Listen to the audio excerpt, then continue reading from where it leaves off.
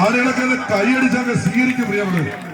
പ്രിയമുള്ളവരെ, യൂറോപ്പിനെ അലങ്കരിച്ചുകൊണ്ട് രണ്ട് ടൈറ്റൽ ടീമുകൾ ശ്രീപ്ര ജേഴ്സിയിൽ അണിയൊരുങ്ങിക്കൊണ്ട് ഇപ്പോൾ വിസ്മയ പേരൂര് ഏറ്റുമാനൂർ.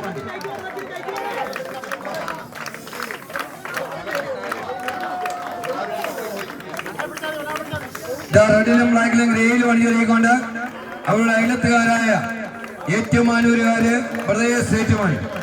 ഏറ്റുമാനൂരിന്റെ ചിറകൾ നിന്ന രണ്ട് ടീമുകളാണ് പേരൂരും ഏറ്റുമാനൂരും.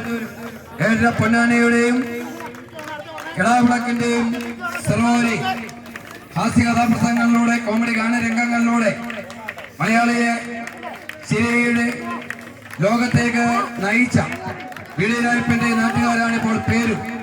ആവേശോജ്വലമായ പോരാട്ടം ഇവിടെ പുരോഗമിക്കുന്നു.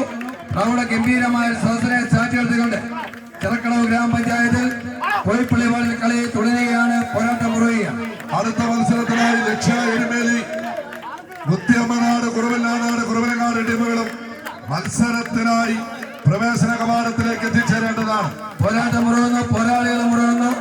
ആളുകളൊക്കെ കൈയടിച്ച് സ്വീകരിക്കുന്നു. അതിമനോഹരമായി ധാരാളം കിരീടങ്ങൾ ഉയർത്തിയ സുനിലും അരുണും വിദേശം ഒക്കെ മാറ്റിവെച്ചിരിക്കുന്ന രണ്ട് ടീമുകളാണ് ഇപ്പോൾ മത്സരരംഗത്തുള്ളത്. വാശിയേറിയ പോരാട്ടം. ആളുകളത് കൈയടിച്ച് പോരാട്ടം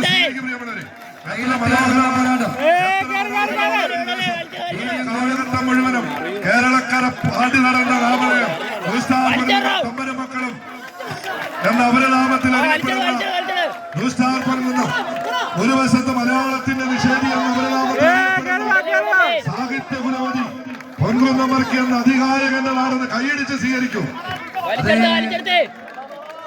മോണിപ്പള്ളി പൊൻകുന്നമർക്ക് അഭിനയ കുലപതി ബാബു ആന്റണി, ഗാനരചയിതാവ് സാഹിത്യകാരനുമായ ദാമോദരൻ, KBS രവി, നടൻ ശ്രീ അങ്ങനെ ധാരാളം പ്രഗത്ഭന്മാരുടെ നാടാണ് മോണിപ്പള്ളി നമ്മുടെ പൊൻകുന്നം. ഒന്ന് കൈയടിച്ചാൽ സ്വീകരിക്കും. ഇതാ ഫൈനലിനുള്ള ഫൈനൽ. രണ്ട് ടൈറ്റൽ ടീമാണ്. പൊൻകുന്നത്ത് ഏറ്റുമാനൂരിലെ ഏത് ടീം നാസറും സജീക്കസയും വിജയിച്ച ഒരു പേരൂരുകാര് പ്രീ ക്വാർട്ടർ പിടിച്ചിരിക്കുന്നു.